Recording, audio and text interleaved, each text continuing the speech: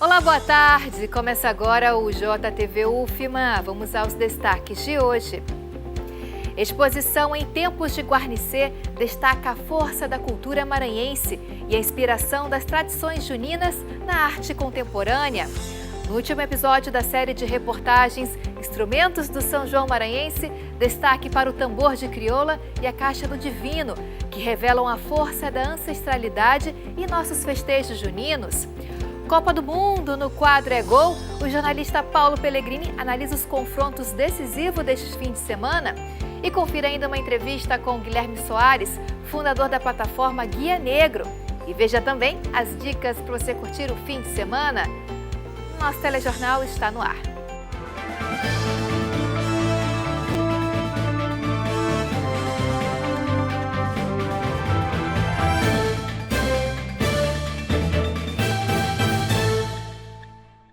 Sexta-feira, 26 de junho, o JTV UFMA de hoje começa destacando a abertura das inscrições para o vestibular 2027 da Universidade Estadual do Maranhão, a UEMA. O repórter Ricardo Miranda tem mais informações. Boa tarde, Ricardo. Boa tarde a você, boa tarde a todos que nos acompanham. É isso mesmo, a UEMA abriu oficialmente as inscrições para o PAS 2027. Ao todo, estão sendo oferecidas 5.680 vagas distribuídas entre os campi da UEMA e da UEMA Sul. Os candidatos interessados têm até o dia 24 de julho para realizar a inscrição de forma exclusivamente online, pela internet. A taxa de inscrição é no valor de R$ 85,00 e neste ano uma das novidades é a possibilidade de pagamento também por Pix, por meio de um QR Code gerado no boleto bancário. Entre os destaques desta edição estão a criação de 2 novos cursos na região tocantina, na UEMA Sul: bacharelado em Inteligência Artificial e bacharelado em Psicologia. As provas serão aplicadas em etapa única no dia 22 de novembro, com questões objetivas e redação. E mais uma vez, o PAS traz a política de inclusão e democratização do acesso ao ensino superior, mantendo a política de cotas de reservar 50% das vagas para estudantes da rede pública de ensino, além de cotas para candidato de baixa renda, indígenas, pretos, pardos e também pessoas com deficiência. O edital completo e as inscrições estão disponíveis no site da universidade. Essas são as informações, eu volto com você. Obrigada, Ricardo. E a cultura maranhense ganhou novos olhares com a abertura da exposição Em Tempos de Guarnicê. A exposição contempla obras de 14 artistas, está em cartaz no Palacete Gentil Braga, centro de São Luís. A cerimônia de abertura destacou o compromisso da UFMA em fortalecer a memória cultural do Maranhão. No coração do Centro Histórico de São Luís, a arte ganha cores, formas e memórias. A exposição Em Tempos de Guarnicê reúne 14 artistas para celebrar a riqueza da cultura popular maranhense em uma homenagem ao período junino e às tradições que fazem parte da identidade do Estado. Como estamos em tempo de Guarnicê, em tempo de festas juninas, nós resolvemos então reunir artistas para falar disso, cada um do seu olhar, cada um do seu entendimento dessa arte visual, e fizemos essa exposição bonita que temos aqui nessa noite. Em cartaz na Galeria Antônio Almeida, no Palacete Gentil Braga, a mostra convida o público a percorrer um caminho onde a arte contemporânea encontra as manifestações culturais transmitidas de geração em geração. Cada obra revela um novo olhar sobre os símbolos, as festas, as histórias que mantêm viva a memória do povo maranhense. É muito orgulho, né? Falar da cultura popular maranhense, falar nesse período de São João, a quem eu venho trabalhando há mais de 40 anos, falando da nossa cultura, falando dessa tradição, né? Que é de bisavó, tataravó, e a gente está mantendo essa tradição. Eu pinto a cultura maranhense.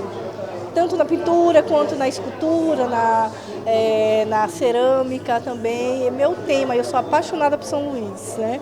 Eu amo, então eu expresso isso na minha arte. Entre tintas, traços, texturas e diferentes linguagens, os artistas mostram que a cultura popular não está presa ao passado.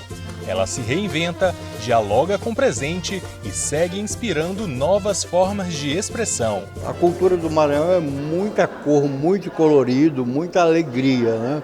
Então eu levo todo esse colorido, esse movimento, cores para a tela, através da abstração. Como eu sou ferreiro, eu comecei a utilizar a sucata para reproduzir o nosso folclore aqui maranhense, que é muito rico. Se for botar para fazer as coisas que existem aqui no Maranhão, faz muita coisa. Aqui, o visitante é convidado a reconhecer elementos da própria história. É um encontro com as lembranças, com os saberes populares e com a força das manifestações que fazem do Maranhão um dos grandes berços da cultura brasileira. É que realmente a gente pegou, eu acho que pessoas que fazem a história da nossa cidade ainda até hoje, né? Com temas que têm muito a ver com toda a história, com toda a nossa cultura popular. A exposição também reforça o papel da universidade na preservação e na difusão do patrimônio cultural. Ao abrir as portas para a comunidade, a UFMA aproxima a produção artística da sociedade e fortalece o diálogo entre cultura, educação e memória. A universidade está muito atenta a acolher e valorizar o artista maranhense, sobretudo nesse momento que é tempo de guarnecer. E nada melhor do que trazer artistas que cultivam as nossas raízes, representam em quadros, em esculturas, em pinturas, o nosso talento. O talento maranhense é diverso, é muito bom. Com entrada gratuita, a exposição Em Tempos de Guarnecer segue aberta a visitação até o dia 28 de agosto. Um convite para quem deseja enxergar o São João para além da festa, como patrimônio, memória e expressão de um povo que continua escrevendo sua história por meio da arte. Meu São João. E ainda falando sobre o nosso São João, no terceiro e último episódio da série especial Instrumentos que Marcam São João Maranhense, vamos conhecer a força sonora do tambor de crioula e da caixa do divino. Mais do que instrumentos, eles carregam história, fé e tradição, preservando a herança afro-indígena e reforçando a identidade cultural do Maranhão em cada toque dos festejos juninos. Dos festejos religiosos às celebrações populares, a Caixa do Divino atravessa gerações mantendo viva uma das mais importantes tradições do Maranhão. A Caixa de Divino vem dos festejos da festa de Divino, né? Só que, historicamente, após as festas do último dia, né? Porque a festa divina é religiosa. Então, no último dia, as senhoras se reuniam para fazer uma brincadeira. E daí começou a surgir a dança do cacuriá, que também é usada com a caixa de divino. E isso era tipo uma confraternização, formavam-se as frases, né? E elas começavam a tocar ali a noite toda, brincavam e se divertiam.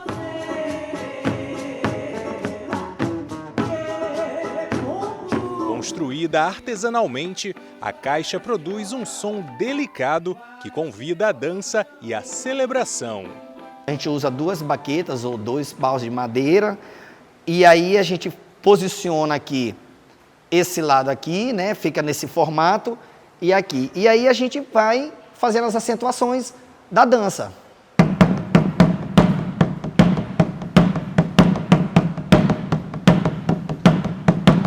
O toque, ele tem um swing, ele não é tocado muito forte nem muito fraco, ele tem uma forma de tocar que isso que dá, chama para a dança, né? Então, é mais ou menos isso aqui.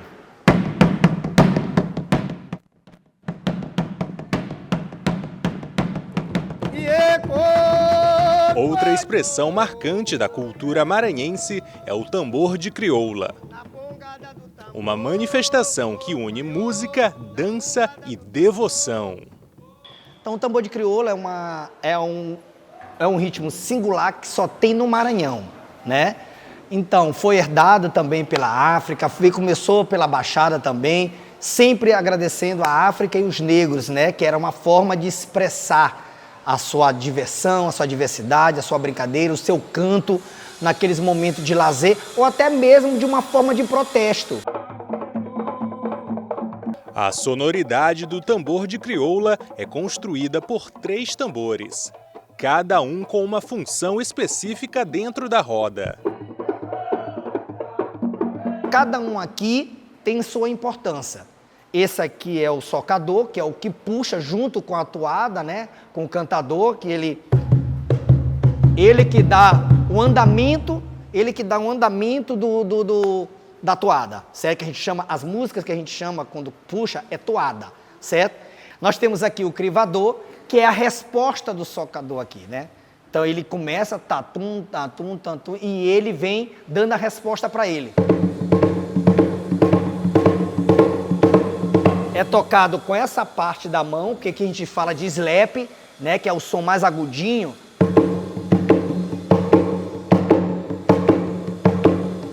Ele dá o ritmo, esse dá a resposta. Dentro do contexto do tambor de crioula, nós temos um que é mais importante, que é aqui que a coreira dança. E ele tem que ser respeitado, e ele respeita as coreiras, que é onde elas vêm, faz a comunicação, e depois elas entregam através da pungada, que é a famosa pungada, né? Mas aqui é que ela responde, e eles não podem deixar ela no vácuo, tipo, dançar sozinha, e nem elas deixam eles, né? Então, o coreiro que está aqui, ele está fazendo uma batida alternada, que ele fica...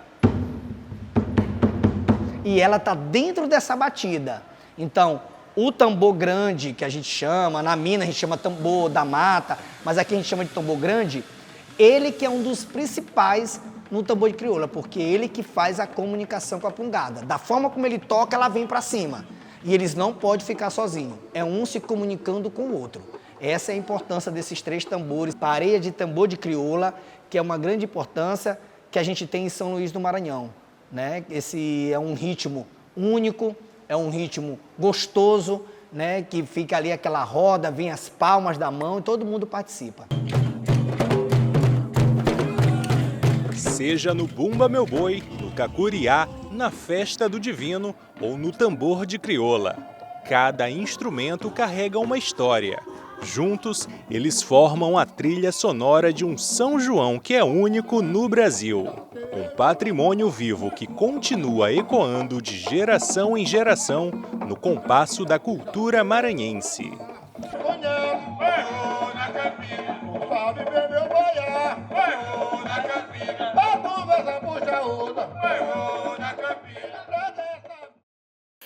E depois de ver essa reportagem sobre o nosso São João, deu ainda mais vontade de curtir um arraial, né? Então vamos saber a programação de hoje para você aproveitar o fim de semana. A Júlia Furtado tem as dicas pra gente.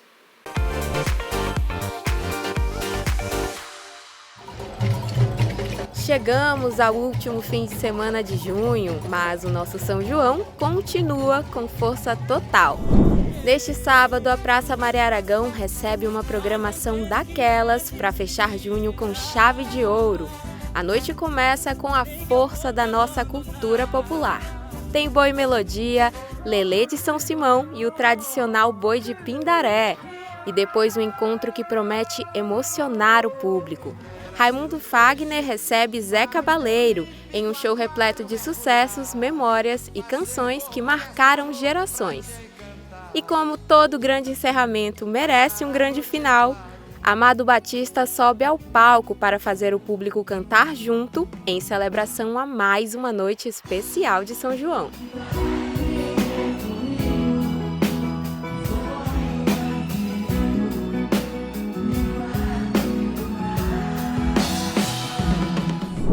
E também tem dica especial para os amantes da sétima arte. Chegou às telonas Supergirl, uma estreia que já está dando o que falar nos cinemas. O filme marca mais um passo na expansão do novo universo da DC. Dessa vez, a companheira de Krypton ganha os holofotes em uma aventura cheia de ação e emoção. Quando um adversário tão perigoso quanto implacável ameaça vencer a batalha, a Supergirl precisa deixar as diferenças de lado e formar uma aliança improvável. Tudo isso em uma jornada interestelar repleta de vingança, justiça e descobertas.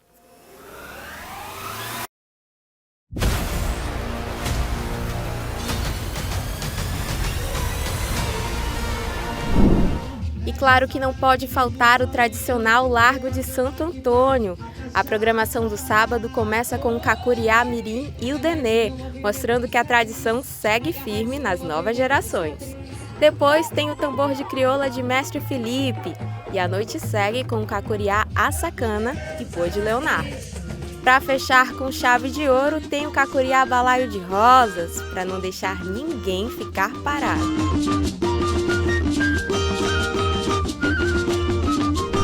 Seguimos no embalo para um dos eventos mais amados do São João Ludovicense, o tradicional festejo na Capela de São Pedro, na Madre Deus. Neste domingo, a programação começa com o tambor de crioula das onças. Depois tem o Boi de Sonhos, levando toda a magia e a beleza das toadas juninas. Na sequência, a Companhia Batuque assume a festa e, para encerrar a programação oficial da noite, tem o tradicional Boi de Axixá. Mas a gente sabe como funciona a Capela de São Pedro. A programação acaba, mas a festa segue até o sol nascer. E assim a gente chega ao fim de mais um Fica a Dica, mas o São João segue firme em São Luís. Ainda tem muita festa, muita toada e cultura popular para celebrar. Até a próxima! E lá vem meu boi, é boi, é boi.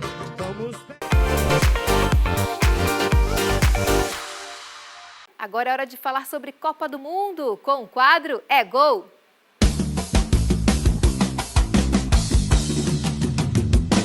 E comigo no estúdio, o jornalista Paulo Pellegrini, amigo aqui da Rádio Universidade FM. Paulo, sextou, seja bem-vindo novamente. Obrigado, Ana. Mais um sextou de Copa do Mundo, né? E com muitas surpresas, né? Vamos falar então sobre as 19 seleções classificadas até o momento. Muitas surpresas, né? Eu achei interessante aí a classificações inéditas dos países da África. A gente tem África do Sul, Costa do Marfim também. Tivemos várias surpresas, né, Paulo? Exatamente. Talvez a maior delas tenha sido realmente a classificação da África do Sul, num grupo equilibrado, mas que ela conseguiu suplantar com uma vitória emocionante e ganhando a vaga da Coreia do Sul. A Coreia do Sul ainda tem chances, mas só com 3 pontos vai torcer para outras seleções não chegarem no seu patamar. E teve mais um jogo também que chamou muita atenção, Alemanha e Equador. Gente, o Equador, né, mostrou aí força, garra, coragem, virou o jogo contra os fortes alemães. Vamos falar desse confronto, né? Foi uma classificação emocionante, justa, porque o Equador jogou melhor que a Alemanha ao longo da partida, mas repleta de emoções, porque foi no final do jogo, com direito a um gol do Flamengo na Copa, do Gonzalo Plata. A classificação do Equador em si nem foi surpreendente. O Equador era um candidato em um grupo que a Alemanha era notavelmente a favorita, mas que as demais seleções meio que se equilibravam. Mas a forma como foi, de virada sobre a Alemanha, e a Alemanha jogou à vera, jogou com vontade, foi bastante emocionante e um marco para o futebol sul-americano. Bom, vamos falar então de uma seleção eliminada que você não esperava, aquela que foi a decepção. Na minha visão foi a Turquia. A Turquia, ela tem uma geração de grandes jogadores hoje, jogadores renomados de grandes times do futebol europeu. E fez 2 boas partidas nos jogos que perdeu. A Turquia finalizou, somando os 2 jogos, mais de 60 vezes ao gol e não fez o gol. Tanto que ontem, jogando com muita disposição, virou o jogo contra os Estados Unidos, que era o grande favorito da chave, mas foi uma vitória ineficaz, porque a seleção turca já estava eliminada e ganhou por aquela questão de honra, né? Virar o jogo para não sair da Copa do Mundo zerada. Mas, infelizmente, uma seleção que se esperava muito e ficou fora na primeira fase. Hoje tem mais Copa do Mundo, confrontos também importantes. Hoje à tarde a gente tem Noruega e França e confrontos também de 2 seleções campeãs mundiais, que é a Espanha e o Uruguai. Vamos falar, né, dos jogos de hoje então, Paulo? França e Noruega opondo 2 estrelas da Copa, o Mbappé de um lado e o Haaland do outro. Um jogo que interessa ao Brasil, porque Desse confronto sairá o segundo colocado do grupo, ou seja, quem não ganhar, a França joga pelo empate, vai cruzar com Costa do Marfim e o vencedor desse jogo, na fase seguinte, pega o vencedor de Brasil e Japão. Então pode ocorrer nas oitavas um Brasil e França, ou um Brasil e Noruega, ou um Brasil e Costa do Marfim. Em relação à Espanha e Uruguai, é um jogo que opõe uma rivalidade histórica. Eu vejo assim, a Copa do Mundo está com um nível de arbitragem bastante permissiva, com entradas mais fortes, não dando falta, quando dá falta não dá cartão. Eu acho que esse tipo de jogo interessa ao Uruguai. O Uruguai precisa da vitória e uma das formas de parar a Espanha é apostar num jogo mais ríspido, que as arbitragens estão permitindo. Então vai ser um jogo emocionante por isso. Não dá para esperar um Uruguai passivo, tendo que vencer o jogo contra uma Espanha favorita. Duelo de gigantes, hein? Tem mais jogos também no sábado e um confronto importantíssimo no domingo também, né? Exatamente. No sábado, a gente encerra a fase de grupos com as definições dos grupos da Argentina, de Portugal e da Inglaterra. E no domingo, há uma partida única, que é a partida de estreia, digamos assim, a primeira partida das 16 avos de final entre o Canadá e a África do Sul. O Canadá entra como favorito, mas é mata-mata, tudo pode acontecer. Tudo pode acontecer. E então, segunda-feira eu te espero para analisar Brasil e Japão, né? Grande expectativa para mais um jogo da seleção, a seleção em evolução, pegando um Japão que está estável, mas que também na Copa ainda não mostrou tudo que pode mostrar. O Brasil tem sim, já dando um spoiler, né, grandes chances de passar adiante. Vamos continuar esse assunto na segunda-feira. Paulo, obrigada novamente, um ótimo fim de semana para você. Para todos nós, até segunda.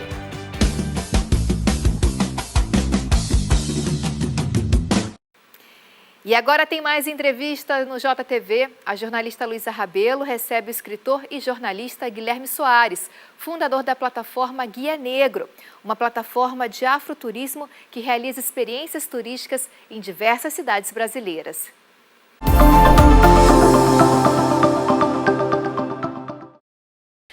O afroturismo tem se consolidado como uma importante ferramenta para a valorização da história, da cultura e da identidade negra no Brasil. Em São Luís, o movimento tem ganhado força, relevância, com iniciativas que destacam a contribuição da população negra para a formação da cidade e do estado. E para conversar melhor sobre esse assunto, eu converso agora com Guilherme Soares, ele que é jornalista, escritor e fundador da plataforma Afroturismo Guia Negro. Guilherme, é um prazer tê-lo aqui, seja muito bem-vindo. O prazer é meu, boa tarde, muito feliz de estar aqui com vocês. Eu queria que você falasse um pouquinho, então, eu comecei falando dessa contribuição. Quais contribuições vocês vão trazer a partir desses dois livros? Fala um pouquinho pra gente. Combinado. O livro Afroturismo, Afeto, Afronto e Futuro, ele reúne artigos que a gente publicou desde 2018 até 2023 no Guia Negro. Então a gente reuniu textos sobre o movimento que o afroturismo se tornou no Brasil. Então a gente fala um pouco sobre o conceito, dá dicas de lugares de história e cultura negra, como São Luís, por exemplo. E a gente também faz relatos dos viajantes negros, né? E a gente também dá dicas de como que o turismo pode ser antirracista, né? Então como essa diversidade pode chegar no turismo. E aí o livro São Paulo Negra, ele dá luz para uma história que é pouco conhecida sobre São Paulo, que é o protagonismo negro. Então a gente fala sobre a Liberdade, por exemplo, que é um bairro muito conhecido de São Paulo por ser um bairro oriental, mas a gente lembra que a Liberdade, antes de ser um bairro oriental, ela é um bairro que foi um bairro negro, é o primeiro bairro onde as pessoas escravizadas moraram ali em São Paulo, e é um bairro que nasceu a primeira escola de samba na cidade também, então é um bairro que tem uma história toda especial com a cultura negra. A gente começa falando sobre o livro São Paulo Negra, porque você trouxe uma questão muito interessante, que é quando você fala da liberdade. Quais aspectos da história e da contribuição da população negra para São Paulo mais surpreendem aí esses leitores que vão, então, viajar pelas páginas do São Paulo Negra? Eu acho que, com certeza, essa história da liberdade que eu comentei, tem uma outra história do Bexiga, que é um outro bairro também conhecido por ser um bairro italiano, mas antes de ser um bairro italiano, o Bexiga foi um quilombo. Era o quilombo da Saracura. Saracura é o nome do rio que corre por baixo hoje das avenidas de São Paulo. Então, antes dos italianos chegarem, os negros já estavam ali. E até hoje o Bexiga é um bairro que tem muito samba, tem terreiros, então é um bairro que tem essa negritude também ali no presente hoje do Bexiga. E eu sempre falo desse livro, São Paulo Negra, do meu sonho de levar essa história para outros lugares. Por exemplo, São Luís, acho que mereceria um livro São Luís Negra, né? É o sonho aí de pensar nessas histórias também de outras capitais que têm essa negritude também. No caso de São Luís, presente, mas nem sempre presente na história, né? E com histórias interessantes que a gente descobre se a gente for aprofundar a história, né? Com certeza. E aí, a gente fala que são as histórias que a história não conta. Exatamente. E aí, Guilherme, na sua avaliação, eu queria saber qual é o papel de publicações como São Paulo Negra, por exemplo, no combate ao apagamento histórico e na valorização das contribuições da população negra para a formação das cidades brasileiras. A gente fala que esse livro está sendo uma felicidade para a gente, porque a gente está vendo ele sendo muito usado em sala de aula. Então os professores estão se apropriando dele e usando ele como um recurso pedagógico. E a gente não teve essa oportunidade de aprender na escola lá, no nosso tempo, né, de sala de aula, mas a gente fica muito feliz de ver essa nova geração tendo essa oportunidade de olhar para a história do Brasil por um outro olhar, né? De saber que esse protagonismo negro sempre existiu, mas a gente sempre foi limado dessa história, né? Sempre teve em segundo plano. E aí agora a gente fala sobre afroturismo, afeto, afronta e futuro. Vocês discutem aí temas como pertencimento e memória. De que forma as viagens podem contribuir para fortalecer a identidade negra? A gente fala que uma viagem, ela ajuda economicamente uma cidade, então as pessoas trazem recursos, né? São Luís agora, por exemplo, está vivendo esse momento de São João que está lotado de turistas, mas também tem um outro patrimônio material disso, que é das pessoas falarem. Então as pessoas saem daquele lugar contando sobre aquela história, reforçando que aquilo existe, né? Então aquela história passa a existir novamente, né, na história daquelas pessoas, na vivência, né? É algo que não tiram da gente nessa experiência, né? E aí a gente está falando de São Luís, a gente está falando desse livro, e São Luís foi reconhecida como o melhor destino nacional do prêmio do Afroturismo 2026, o que torna a capital maranhense uma referência nesse livro e nesse aspecto. São Luís tem uma negritude única, né? Então seja pelo tambor de crioula, pela religiosidade do tambor de mina, mas também pelo presente, né? A gente tem lugares como o Novo Quilombo, no bairro da Liberdade, a gente tem um monumento lindo da diáspora africana que a gente não tem em nenhuma outra capital do Brasil. Então, São Luís tem algo único e tem investido nesse setor, né? Então, é muito interessante porque por muito tempo as pessoas só passavam para São Luís para ir para os Lençóis, né? E hoje as pessoas descobriram que São Luís é um destino que elas podem vir ficar 1, 2 semanas, que vai ter coisa para fazer. Tem um centro histórico muito vivo, né? Que você encontra o tambor de crioula, você encontra as manifestações culturais, o Bumba Meu Boi, que é um São João também singular, né? Que a gente tem aqui no Maranhão. Então, acho que isso torna São Luís única e essa capital e essa referência do afroturismo. Né? Perfeito. Agora eu queria que você fizesse um convite então para as pessoas, para os nossos telespectadores, para participarem então do lançamento dessas duas obras. Combinado.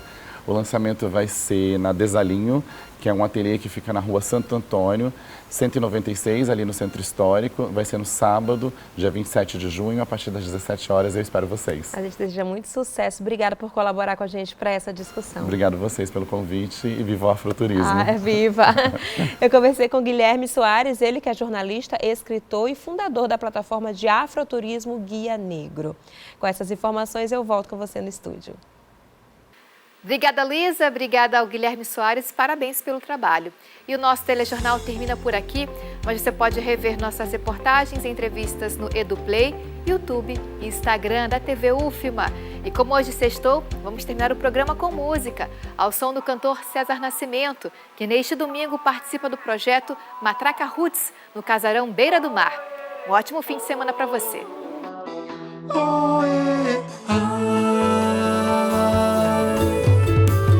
Vou chamar Yaya pra tomar um chopp na ribeira, perguntar se ela gosta de poesia, se ela gosta do corre do dia a dia. Eu vou chamar Yaya pra sentir de perto a natureza, tomar um banho de sol, sentir a força do amor e da beleza. Yaya, será que um dia a gente vai se amar? Será que